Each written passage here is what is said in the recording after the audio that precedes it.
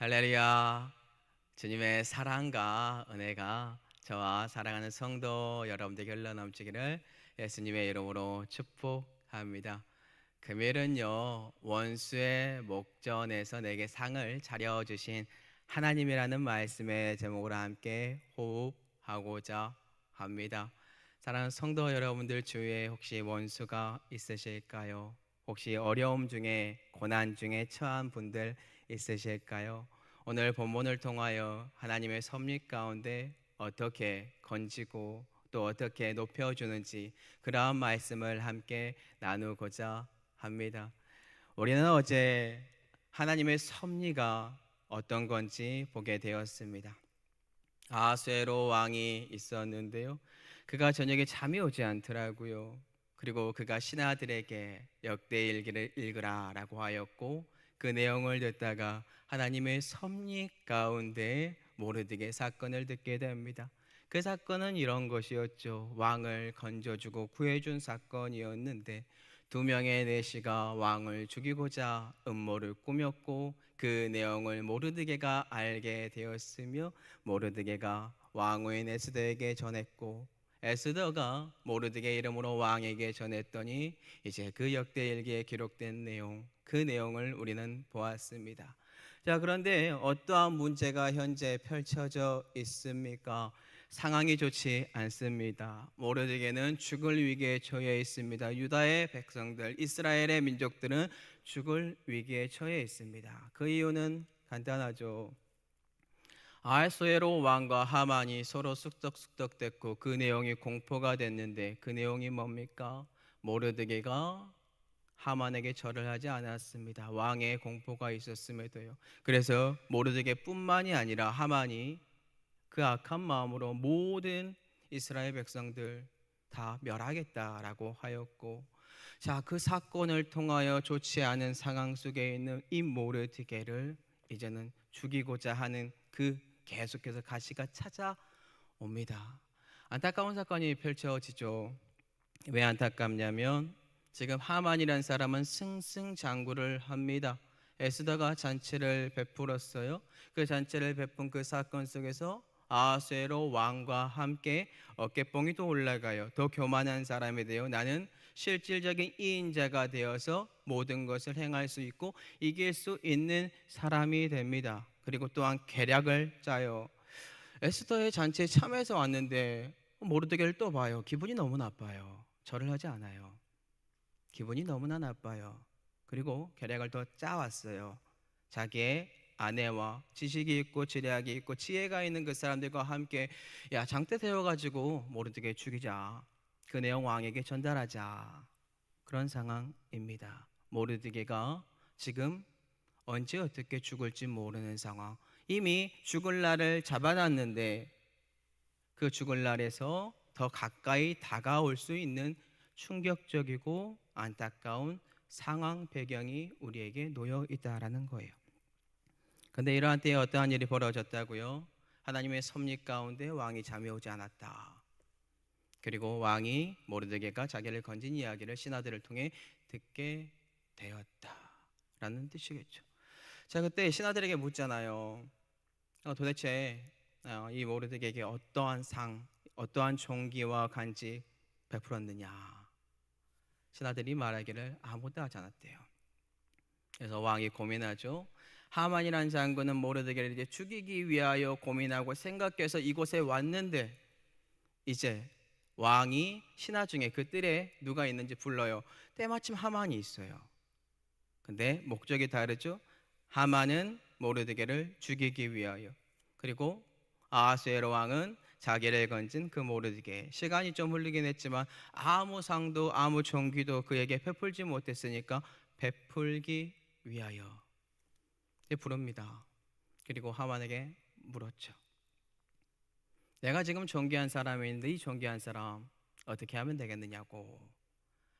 하만의 마음에는 어떠한 마음이 있는지 아십니까? 실질적인 권력이 있는 이인자입니다. 교만함으로 똘똘 뭉치고 목이 뻣뻣한 사람이 되었습니다. 왜냐하면 에스더의 잔치가 베풀어졌는데 왕과 하만만 초대가 됐어요. 다른 사람이 초대가 되지 않았어요. 그러한 상황 속에서 또 어떤 일이 과거에 있었죠? 왕에게 그 모르드게와 유다 사람들 다 침멸하겠습니다. 이 은을 왕에게 만 달란트를 바치겠습니다. 이게 허락이 됐던 사람이에요. 아, 존귀하게 된 사람 그거 나구나. 이미 이 잔치 속에서 오늘도 잔치가 또 이제 시간이 지나면 밤이 지나면 벌어질 텐데 나에게 이런 일이 있겠구나 라는 거겠죠. 그래서 왕에게 말을 하잖아요. 네, 왕이시여, 왕의 의복하고요, 왕이 타는 말이랑요, 왕이 타는 왕관 그 사람에게 주십시오. 그 사람에게 입히고 그 사람에게 태우시고 소리치기를 존귀한 사람 이렇게 한다라고 외치게 하십시오. 네, 충격적인 사건이 이제 오늘 본문에 등장하게 됩니다. 큰 착각에 빠져 있던 이 하만에게 아수에로 왕이 그 사람이 모르드게다라고 합니다. 금요일 본문 에스더 6장 10절 한번 읽어보겠습니다. 이에 왕이 하만에게 이르되 너는 내 말대로 속히 왕복과 말을 가져다가 대궐문에 앉은 유다 사람 모르드게에게 행하되 무릇 내가 말한 것에서 조금 더 빠짐이 없이 하라. 지금 어떠한 일이 벌어졌다고요? 하만은 지금 왕에게서 자기가 세운 이 나무 장대에 모르드게 잡아 죽이고자 하는 마음으로 왔고 왕의 말을 듣고 이것을 건의해야 되는데 건의도 못해요. 그리고 모르드게에 가서 이 일을 행하는 사람이 됩니다. 실질적인 권위가 있었고 그 사람을 죽일 수 있는 능력이 있었으며 그 대신 모르드게를 함부로 죽이지 못하는 이유는 그가 관직에 있는 사람이기 때문에 정상적인 절차를 밟아 그를 죽여야 합니다. 그래서 이렇게 계략을 짜왔으나 계략이 뒤집어진 거예요. 하나님의 섭리가 들어간 거죠. 모르드게에게 찾아가서 그에게 왕의 의복을 입히고 말을 태우고 이제 돌아다니면서 수산성을 돌아다니면서 공포하는 거예요. 존귀한 사람 이렇게 할 것입니다. 역전당한 거죠. 지금 그 앞에서 번민이 생기고 부끄러움을 당하면서 그가 오히려 죽이고자 했던 그 원수라고 여겼던 모르드게를 높이고 있는 상황, 왕의 권위로 뒤집어진 상황, 하나님의 뒤에서 보이지 않는 손으로 역사한 상황이 펼쳐져 버렸다라는 것입니다. 얼마나 창피해요. 급히 집으로 가요. 이 사건 이후에 집에 가서 자기와 함께 계략을 짰었던 아내와 지혜가 있는 사람들 그 친구들 다 불러요. 다 불러가지고 이제 어떻게 해야 될지 나에게 지금 펼쳐진 이 상황을 말을 하잖아요. 도와줄 줄 알았는데 그들이 이제 하는 말이 과간입니다. 등을 돌리는 것처럼 보여요. 금요일 본문 13절입니다. 모르드게가 과연 유다 사람의 후손이면 당신이 그 앞에서 굴욕을 당하기 시작하였으니 능히 그를 이기지 못하고 분명히 그 앞에 엎드러지리이다. 하만은 유다 민족 멸살 작전을 펼쳤는데 이제는 그럴 수가 없게 된 상황이 되었습니다. 모르드게 유다 사람이고 그를 높였고 그 앞에 당신이 숙였다면 이제는 그럴 수 없습니다. 자기 편이라고 생각했던 사람들이 그렇게 말을 하고 있고 생각도 정리도 되지 않고 불안하고 번민에 빠져있는 이 하만, 그때 또 내시가 와서 에스더 잔치에 참여해야 됩니다. 데리고 갑니다. 그 이후에 이 사람은 역전이 되어서 이제 계속해서 죽음의 문턱으로 가고 모르드게는 승승장구함으로 올라가는 상황을 성도 여러분들은 보게 될 것입니다. 자, 그렇다면 우리는 오늘 본문을 통하여 도대체 무엇을 배울 수 있는 것입니까?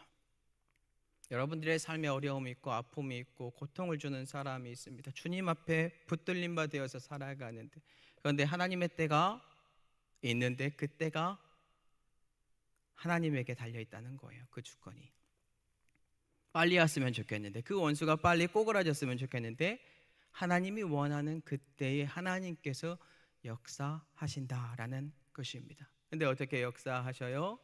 주님께서 결국에는 그 원수를 넘어지게 하고 나를 그 원수 앞에서 높여준다라는 뜻입니다. 시편 23편 5절에 이러한 구절이 있습니다. 주께서 내 원수의 목전에서 내게 상을 차려주시고 기름을 내 머리에 부으셨으니 내 잔이 넘치나이다. 하나님께서 지금 이 말씀의 구절의 영적인 축복이 실질적으로 다윗에게 일어난 사건이지만 모르드게에게도, 그리고 성경의 문맥 속에서도 이렇게 넘치게 하였다. 원수라는 하만 장군이 자기가 탄 말, 왕이 존귀하게 하고 상을 주고 사람들 앞에 높여주는 그 상황 속에 끌고 다니면서 망신을 당하게 하는 그러한 광경. 이미 조선은 모르드게는 유다 사람으로서 이 사람을 어떻게 해서든 죽이겠다라는 공포가 날이 잡혀 있는데, 이미 죽음이 도사리고 있는데 그게 역전된 삶, 거기에서 하나님이 은혜를 붓잖아요. 은혜를 붓고 있잖아요. 자, 그렇다면 실질적으로 모르드게 이 사망의 음침한 골짜기로 지나가고 있었는데 하나님의 지팡이의 안위하심과 보호하심이 그를 이제는 끌고 가게 되었습니다. 이 상황이 우리들과 동일합니다. 성도 여러분들의 삶에 동일합니다. 억울한 일 없으십니까? 그리고 여러분들을 공격하고 힘들게 하는 사람 없으십니까? 모르드게는 있었습니다. 그리고 모르드게는 하만이라는 장군이 죽이고자 했습니다. 근데 그 상황을 하나님이 역전시켜 주었다. 이 사람이 있었던 사망의 음침한 골짜기에 있는 이러한 상황, 어떤 상황인지 아십니까? 신약에서도 이러한 상황이 있어요. 사망의 음침한 골짜기로 들어가야 하는 안타까운 상황이 있는데 그 사건은 십자가입니다. 십자가는 사망이 있고 죽음이 있는 자리예요. 억울함에 호소할 수밖에 없는 사람들이 있고 또 죄인들이 달리는 자리겠죠. 예수 그리스도는 죄가 없으나 그냥 원수들에게 진 것처럼 매맞고 채찍질당하고 그 길로 그냥 들어갑니다. 그리고 그곳에서 원수들이 다 이긴 것처럼 환호성을 지릅니다. 그러나 그가 부활하였습니다. 그가 부활함으로 말미암아 원수들이 이제 꼬꾸라지게 되었죠. 이유는 뭐죠? 예수 그리스도가 죽고 부활하고 우리의 죄를 사하여 주시고 그가 승천하여서 하나님의 우편에 앉았고, 하나님의 우편에 앉은 것으로 끝나는 것이 아니라 예수 그리스도를 믿는 모든 사람들이 그와 함께 죽고 부활하여 하나님의 우편에 앉을 수 있는 은혜를 주었기 때문에 모르드게에게도 이 은혜가 주어진 거예요. 구약에는 이 모습이 제대로 보이지 않고 그냥 스토리 이야기처럼 보이지만 정체적인 성경의 문맥과 흐름은 예수 그리스도의 죽음이 있고 부활이 있고 원수들은 그 십자가를 통과해야만, 그 죽으면 죽으리라는 그 은혜 가운데 하나님의 십자가가 세워져야만 원수의 목전에서 상이 베풀어진다라는 것입니다. 자, 그렇다면 이러한 때가 있다라고 했는데 이것만 전하고 말씀을 마무리하도록 할게요. 우리는 이러한 어려움과 원수들이 있는 이러한 상황, 하만 같은 사람들이 우리를 죽이고자 하는 이 상황 속에서 도대체 어떻게 해야 되는가? 분명히 하나님이 세워주시는데, 하나님이 보호해 주시는데 어떻게 해야 하는가? 겸손히 그때를 기다려야 하는데요. 베드로전서 5장 5절에서 6절 한번 다 같이 읽어보도록 하겠습니다. 하나님은 교만한 자를 대적하시되 겸손한 자들에게는 은혜를 주시느니라. 그러므로 하나님의 능하신 손 아래서 겸손하라. 때가 되면 너희를 높이시리라. 아멘. 하나님은 교만한 자를 싫어합니다. 완악하고 자기들의 백성을 죽이고자 하고 그리고 하나님을 대적하는 사람을 싫어합니다. 그런데 그가 잘 되는 것처럼 보입니다. 하만이 잘 되는 것처럼 보입니다.